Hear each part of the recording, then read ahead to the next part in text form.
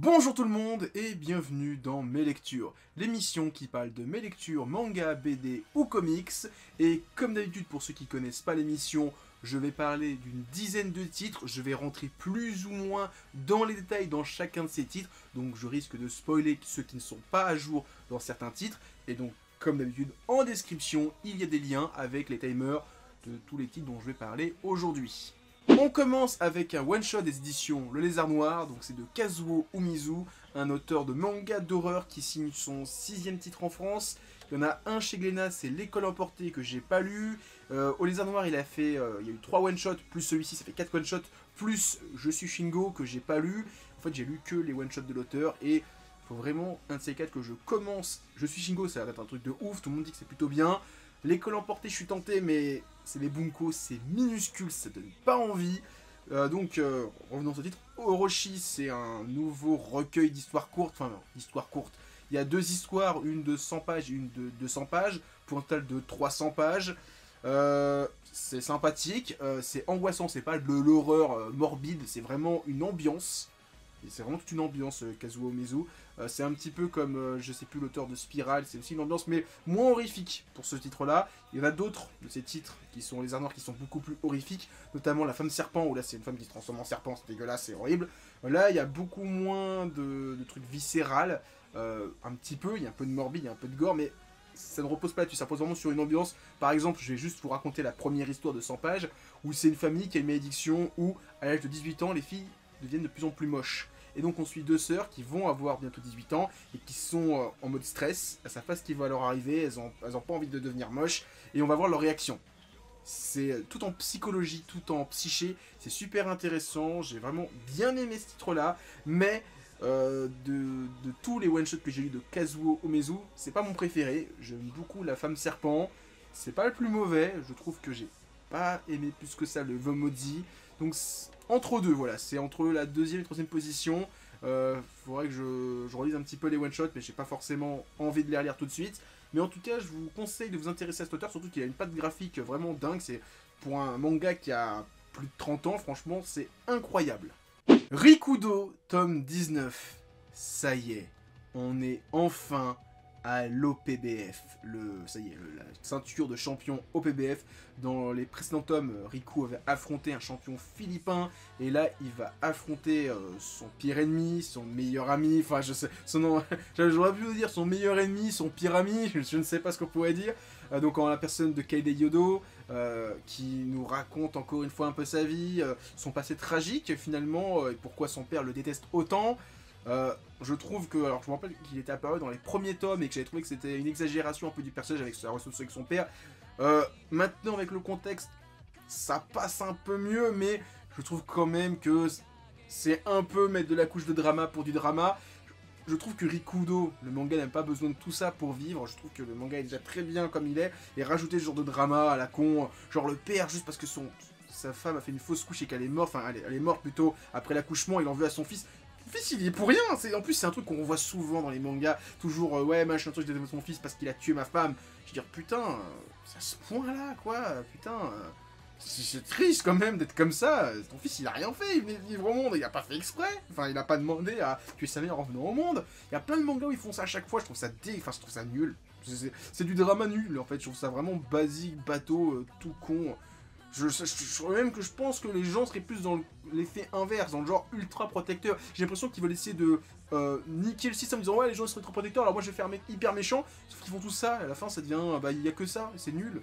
Il y a même le truc logique, je pense qu'ils le font pas. C'est con. Voilà. Bon après, sinon le combat est classe. Et il reste 3-4 tomes avant la fin. On va avoir un putain de combat. Je sais pas ce qu'on va avoir dans les prochains tomes. Parce que là, on est vraiment dans les derniers tomes de la série. Donc là, le prochain tome, ça va être la fin du combat pour l'OPBF. Il restera 3-4 tomes. Qu'est-ce qu'on va avoir? Je ne sais pas. En tout cas, je suis curieux. Et Rikudo, super manga de boxe. J'espère que Kaze, pour remplacer ça, ils vont sortir Black Box. Donc qui est un manga de boxe de l'auteur de Noin, de Détonation, de Bakuan Reto. J'ai lu quelques scans sur Scantran France. C'est super classe en termes de dessin. C'est dans la même ambiance que Rikudo. L'ambiance un petit peu pesante, angoissante, avec un mec de la rue, son père il est en tôle, lui il veut s'entraîner pour devenir un champion du monde. Franchement, ça serait le parfait remplaçant pour Rikudo. Jagan, tome 7, on est toujours avec l'arc, on va dire, entre guillemets, ou on va dire la grosse saga plutôt, où Jagasaki rejoint le SCAD, donc l'unité anti-détraquée. Et donc là, on est sur l'arc avec les deux chenilles, donc les deux mecs qui ont des pouvoirs de grenouilles détraquées liés aux chenilles, qui nous montrent un petit peu leur histoire. Il y a un bon gros 2-3 chapitres sur leur histoire, leurs origines et pourquoi ils sont comme ça. Et j'avoue que là, l'auteur m'a bien surpris avec le vraiment essayer de flouter un peu la barrière du bien et du mal, parce que quand tu connais l'histoire des méchants, t'as limite envie de les soutenir, parce que il leur arrivait tellement de galères, tellement de merde, qu'ils ont jamais pu se battre. On les a enfoncés, on les a niqués, et le système était contre eux. La seule solution pour se venger, c'était de se venger eux-mêmes, d'être des propres justiciers, sauf qu'ils font le mal. Mais en soi, ils allaient faire le mal qu'à quelques personnes, ceux qui les ont fait chier étant jeunes. C'est une vengeance, et tout ce qu'ils ont subi, parce que franchement, il y en a un des deux, son père, sa mère, elle a eu un accident de voiture à cause d'un des mecs qui les a fait chier, elle était pas paraplégique, son père, on l'a traité de pervers sexuel, alors que c'est faux, voilà, et ils ont mal vécu leur vie, pendant 10 ans, c'était la merde, on leur donne le pouvoir de se venger, je comprends, et même le héros, il les comprend, et c'est chaud, franchement, si tous les prochains méchants sont comme ça va être génial, franchement, et là, le prochain acte, ça va être un truc un peu plus horreur, parce que ils vont dans une... Alors, Jagasaki et Belle vont dans une sorte de parc d'attraction et il y a des sortes de détraqués mode loup-garou, monstres de films d'horreur qui sont là. Ça va être clash. Je pense qu'on va avoir un arc genre Thriller Bark dans One Piece, ça va être cool, j'ai hâte de voir ça. J'espère qu'on va avoir des trucs vraiment bien stylés en termes d'horreur, peut-être des références à des films d'horreur, ça serait cool. Je sais pas ce qu'on va voir, mais en tout cas, j'ai beaucoup aimé l'arc des chenilles, on va dire, qui était super bien. Basilisk The Oka Ninja Scroll tome 4 sur 7, donc on a passé la moitié du titre, donc en fin d'année, le manga sera terminé aux éditions Kurokawa. J'avais déjà parlé du titre une fois ou deux, et j'avais dit à chaque fois que par rapport à l'animé puait du cul, et franchement le manga est bien mieux, mais 10 000 fois mieux. Donc ceux qui ont vu que l'animé et qui ont trouvé ça moyen, foncez vers le manga qui est bien plus violent, qui va bien plus loin dans les thématiques. Là par exemple, il y a deux femmes ninja qui parlent de relations, on va dire, lesbiennes, qui veulent se marier. Tu dis, waouh, t'attends pas à lire ce genre de choses en lisant The Oka Ninja Scroll, quand tu connais en plus Basilisk. Ceux qui connaissent pas Basilisk, j'ai fait une vidéo dessus au mois d'octobre, je vous invite à la voir, où je parle du titre d'origine. Ça, c'est la suite qui se passe quelques années plus tard, c'est un peu le Boruto de Basilisk. Basilisk est un très bon manga, qui est un super animé, là où Basilisk The Oka Ninja Scroll, c'est un très bon manga et un très mauvais animé. Voilà. Franchement, j'ai beaucoup aimé le combat avec le mec aux yeux qui se finit, bon, comme d'hab, dramatiquement. De toute façon, tous les combats vont finir très mal. C'est sûr, certains, ils vont tous mourir à la fin. Mais il reste 3 tomes, j'ai hâte de voir ce que ça va donner sur les 3 prochains tomes. Et j'aime beaucoup cette couverture avec on va dire les 3 des 5 ninjas garçons. Sur le tome 3, on a les 3 des 5 ninjas filles. C'est plutôt cool. Je crois que le tome 5, on va voir 2 des... le garçon et la fille, on va dire plus adultes des groupes, et après on va peut-être avoir un tome avec le héros garçon et le héros fille. En tout cas, Basilisk, que j'aime beaucoup, et je vous conseille. La légende des héros de la galaxie, tome 8. Bon bah, comme je le disais pour le tome 7, ça y est, on est dans les tomes qui, on va dire, adaptent la même partie de l'histoire que l'animé que j'ai vu, donc The Legend of the Galaxy, Nine Days Here, qui était sur ADN. Donc là, je sais ce qui va se passer, je connais plus ou moins l'histoire, avec notamment le personnage de... Donc ce type-là, dont j'ai oublié le nom, qui a un nom à la con... j'ai oublié le nom, qui est aveugle et qui a des yeux bioniques, qui sent la merde arriver dans la forteresse de Hazelhorn, avec le marteau de Thor qui va être envahi, qui va être pris par l'Alliance et la Fédération des Planètes Libres. Ça loupe pas, donc lui il se barre en disant moi je me casse, de toute façon on va tous mourir. On dit que c'est un peu un traître, il y a Reinhardt qui dit bon je vais te prendre sous mon aile mais je te crois pas vraiment. Et on a Yang Wenli qui dit qu'il a accompli son but et qu'il va se mettre en mode retraite. Alors que pas du tout, là c'est vraiment... Là on va dire que c'était 7 tomes d'introduction, on va dire ça comme ça, c'est un peu méchant mais voilà, c'est là on va vraiment rentrer dans le vif du sujet parce que là ce qu'on va avoir dans les prochains tomes, surtout que là, si je dis pas de conneries, ça c'est la moitié de la... on va dire des 12 premiers épisodes. Donc là, c'est l'épisode 6-7, on va dire, à peu près. Et là, on va avoir tous les problèmes internes, on va dire, entre les deux pays, enfin les deux grandes super nations. Parce qu'il va y avoir la mort de quelqu'un de très important dans une des deux nations qui va bouleverser tout. Il va y avoir une révolution dans l'autre, ça va bouleverser tout. Il va y avoir beaucoup d'histoires entre d'un côté Reynard et de l'autre Pyongyang qui vont essayer de rétablir l'équilibre dans leur propre nation. Et après, je ne sais pas parce que c'est la suite de la série que j'ai pas encore vue. Mais en tout cas, là, on va rentrer dans des trucs vraiment très politiques. Là où ça a été déjà un petit peu encore plus, parce que là, il y a vraiment des gros conflits à la Game of Thrones, avec des jeux d'alliance, tout ça. Ça va être trop bien. Hippo, saison 6, tome 3, donc le tome 112 de Hippo. Et putain, ce tome était trop bien. C'était franchement trop bien. Là, on est toujours dans le combat Takamura contre Bison qui n'est toujours pas terminé. Je pensais vraiment qu'il se conclurait beaucoup plus vite que ça. Et non, Bison, c'est un putain de guy, c'est un putain de combat. Je pensais vraiment que ça serait un petit combat un peu osef pour Takamura. Non, c'est un gros combat qui va être bien dur, bien costaud. Et Takamura en chie beaucoup. J'aime beaucoup quand Takamura demande à Aoki Kimura de dire Takamura, ça rime avec quoi? Et ils lui disent ouais, jusqu'à la mort. Ouais, tu reculeras jamais. Il dit, je vais vous tuer juste après. Et Hippo, il dit donne-toi à fond. Il dit t'es un vrai gars, toi, j'ai trouvé ça trop cool. Le combat en soi, il est trop bien. Les moments où Takamura donne un grand coup et dit non, c'est bon, il va tomber par terre. Et en mode tir, il dit non, je te donnerai pas de coup.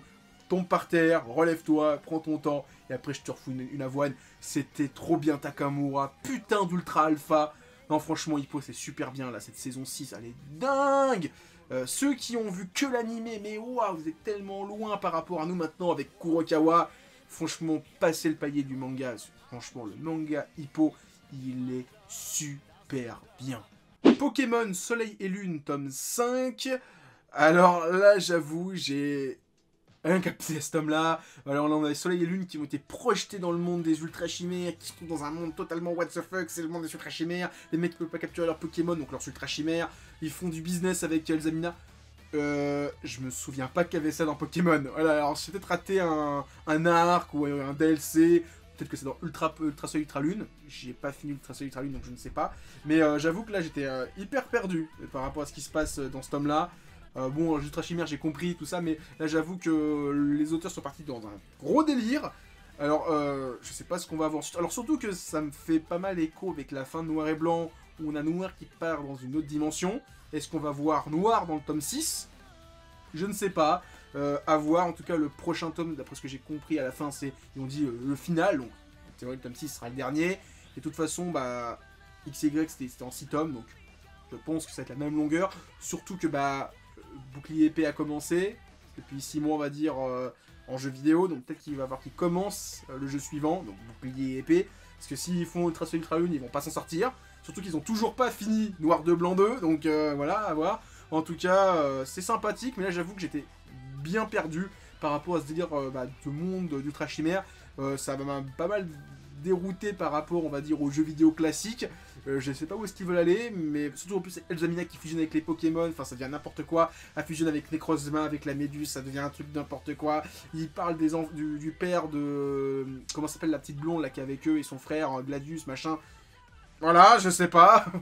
Les auteurs parlent vraiment dans un gros délire. Alors j'aime beaucoup, hein, mais j'avoue que c'est très déroutant. La voix du tablier, tome 3, bon c'est toujours aussi sympathique la voix du tablier, même si comme je le dis, il n'y a toujours pas de réel fil conducteur, mais ça m'empêche pas de kiffer chacun des tomes, c'est toujours aussi fun. J'en profite aussi pour dire ceux qui ont des libraires spécialisés BD, manga, etc. Vraiment pas des albums, pas des Fnac, pas des Fury du Nord, vraiment des vrais libraires comme mon libraire sur Paris, Ayaku Shop. Il y a des offres, si vous achetez le tome, vous avez des petits cadeaux, et là il y avait des... vous voyez ce que c'est, hein, voilà, c'est des dessous de verre, voilà, pour ceux qui veulent se pochetronner avec la gueule de... Donc il y a le Shiba Inu, le petit logo, on va dire, sur le tablier du héros, et il y a une petite page du manga. C'est sympathique, franchement, c'est sympa. Je sais pas s'ils vont faire d'autres sets, ça serait vraiment qu'il y ait un set complet de la voix du tablier. En tout cas, s'il y en avait pour les 2 premiers tomes, j'étais pas au courant, je les ai jamais eus. En tout cas, s'il y en a pour les prochains tomes, je suis super content. Qu'est-ce que je pourrais dire de plus sur le tome? Il y a un nouveau personnage qui apparaît, qui est donc... la femme d'un ancien chef Yakuza dont le mari est mort et qui n'a plus la force de remplir le business et n'a plus assez de pognon, et elle est employée dans un supermarché. C'est débile, mais c'est génial. J'espère qu'il fera un spin-off sur elle, c'est trop bien, c'est trop con, c'est débile. Avec en plus quand on fait un truc, il y a toute sa bande de Yakuza qui fait madame, on va vous aider, vite, il y a quelqu'un en caisse, on y va. C'est débile, mais c'est dans ce délire que j'adore, franchement. la volabilité c'est super bien, c'est toujours aussi drôle, voilà. C'est un manga qui est drôle, vous attendez pas un putain de questionnement. Alors il y a peut-être un questionnement sur les femmes au foyer, tout ça, mais c'est tellement drôle, il y a de l'humour, voilà, j'aime beaucoup. Lisez ça, c'est trop bien. Pour ceux qui s'en souviennent, en même temps que le tome 8 de Dead Demon Destruction et de l'anthologie de Inyo Asano, j'avais acheté aussi la réédition de Un Monde Formidable. Alors j'ai l'édition normale, mais c'est une nouvelle édition, il n'y a pas beaucoup de Inyo Asano qui sortent tous les ans. Franchement, il y a 3 tomes qui sortent par an et ils sortent tous en même temps. Et en plus, il y a du contenu en plus. Je me suis dit, allez, je me laisse tenter. L'année dernière, je l'ai pris sur la ligne, donc je le prends. En plus, alors je crois qu'en termes de format, c'était un peu plus grand. J'avoue, ça m'a fait plaisir de redécouvrir ce titre, qui n'est pas forcément mon préféré de Inyo Asano, qui est vraiment sympathique, qui annonce vraiment la couleur par rapport à l'auteur et ses thématiques, ses personnages, tout ça. En plus, il y a des petits commentaires, c'est sympathique de voir lui, il a son recul par rapport à ses œuvres en disant « Ah ouais, j'ai dessiné ça, je devais être un peu jeune, j'étais vraiment mauvais. Ah ouais, là j'ai appris à faire ci, ah j'ai appris à faire ça. » Et tu vois tout ce recul, et en plus, il y a une petite histoire en plus à la fin, bon... Ça donne pas envie non plus, c'est pas franchement pour ça qu'il faut acheter le manga. Si vous avez aimé mais sans plus, Un Monde Formidable, c'est pas les 2-3 trucs en plus qui vous devez le faire l'acheter, on va dire. Mais voilà, comme il y a pas, moi comme je dis, il n'y a pas beaucoup de titres de Inyo Asano qui sortent, on va dire, allez, le petit contenu en plus, je le prends. Et bon, au pire, le Un Monde Formidable en 2 tomes, je le revendrai peut-être un de ces 4, je sais pas encore. En tout cas, c'était vraiment sympathique avec toujours le nounours qui est là. J'ai bien aimé, voilà, un de ces 4, je ferai une vidéo sur Inyo Asano. Il y en a une qui arrive prochainement. Je dis pas quand, mais il y a du poun poun dans l'air. J'en dis pas plus. Je tease, mais ça arrivera dans pas très longtemps. Enfin, non, si, dans quand même longtemps. Ça arrive peut-être un petit peu longtemps. Mais bonne nuit poun poun, je vais en parler sur la chaîne. C'est sûr et certain. C'est prévu, c'est dans les certains blocs. Ah, je tease. Et on finit la vidéo avec de la BD Sang Royal de Alejandro Jodorowsky, un auteur que j'aime toujours autant, et Dongzi Liu. Alors, j'ai fini récemment Les Chevaliers d'Héliopolis, et j'ai découvert que, quand le tome 4 est sorti, qu'en même temps sortait un autre titre de Jodorowsky chez Glénat, Sang Royal, le tome 4, donc j'étais pas vraiment au courant qu'il y avait déjà 3 tomes. J'ai pris le tome 1 pour voir si j'allais aimer, et souvent, comme un titre de Alejandro Jodorowsky, j'ai pas mal aimé, j'ai beaucoup aimé, mais j'ai même beaucoup plus aimé que le tome 1 de Les Chevaliers d'Héliopolis, c'est dire. Ceux qui connaissent pas, Jodorowsky, c'est un auteur que j'aime énormément, j'en ai déjà parlé. J'ai prévu depuis très longtemps de faire une vidéo sur Métabaron, la case Métabaron plutôt, qui est un titre que j'aime énormément, que je place sans souci dans mon top 10 de toutes les bandes dessinées, et j'englobe le manga, le comics dedans, donc vraiment toutes les œuvres de bande dessinée de Pictura, le 9e art, dans mon top 10. C'est une œuvre oufissime, je vous la conseille. J'ai pas encore lu toutes les œuvres de Jodorowsky, j'aimerais vraiment toutes les découvrir, toutes les lire, mais il y a beaucoup de choses, il a fait énormément de choses, surtout que depuis quelques années, avec Glénat, il fait pas mal de titres, il a fait Les Enfants d'El Topo, il a fait Les Chevaliers d'Héliopolis, il a fait Sang Royal. Alors, Sang Royal, c'est une histoire d'heroic fantasy, alors pas forcément, on va dire, fantasy, mais au moins de chevalier et épée, même si ça part, d'après ce que j'ai cru comprendre dans les prochains tomes, en heroic fantasy, où on suit un roi qui affronte un royaume, qui est blessé et qui dit à son cousin, qui lui ressemble énormément, va te battre, dis à mes hommes que tu es moi, comme ça ils vont avoir envie de se battre, ils ont toujours envie de se battre, et viens me chercher dans quelques jours et on fera l'échange. Son cousin lui dit, chais, je vais prendre ta place, je vais prendre le titre de roi. Et donc, il laisse son cousin, donc le roi, pour mort, sauf qu'il survit, mais il perd la mémoire pendant 10 ans, et à un moment il se souvient, et parce que, alors, il se passe de trucs, il se souvient, et donc il vient se venger, il reprend la place de trône. Sauf qu'entre temps, il a une fille bâtarde et il veut la retrouver. Enfin, c'est génial, franchement, vous allez voir, c'est super bien. J'ai lu les résumés des prochains tomes. Ça a l'air oufissime ce qui se passe. Ça a l'air d'être dans la logique de ce que veut raconter Jodorowsky, avec les histoires d'enfants, de femmes qui veulent niquer leur père, de pères qui veulent niquer leur fille. Enfin, voilà. Si vous connaissez pas les rangs de Jodorowsky, je suis peut-être un petit peu perdu, mais en tout cas, j'ai beaucoup aimé. Il y a beaucoup de scènes de cul. Il y a au moins 3-4 scènes de cul dans le manga, dans la BD, et graphiquement, c'est incroyable. Je vais peut-être vous mettre des images à droite à gauche, je sais pas où, comme d'habitude, mais franchement, c'est incroyable. L'auteur, je le connaissais pas, Dongzi Liu, je vais m'intéresser à son travail, parce que franchement, c'est super beau, c'est incroyable, j'ai adoré, c'est vraiment super joli, super, la colo, enfin franchement, j'ai trouvé ça incroyable, le découpage, la mise en page, enfin, voilà. Franchement, j'ai beaucoup aimé le dessin, l'histoire est vraiment cool. Je vais m'acheter les 3 prochains tomes très prochainement, c'est sûr et certain. J'ai beaucoup aimé.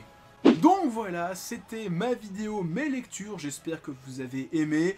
Comme d'habitude, likez, partagez, commentez la vidéo. Et en description, il y a des liens vers mon Twitter, mon Discord et mon Instagram.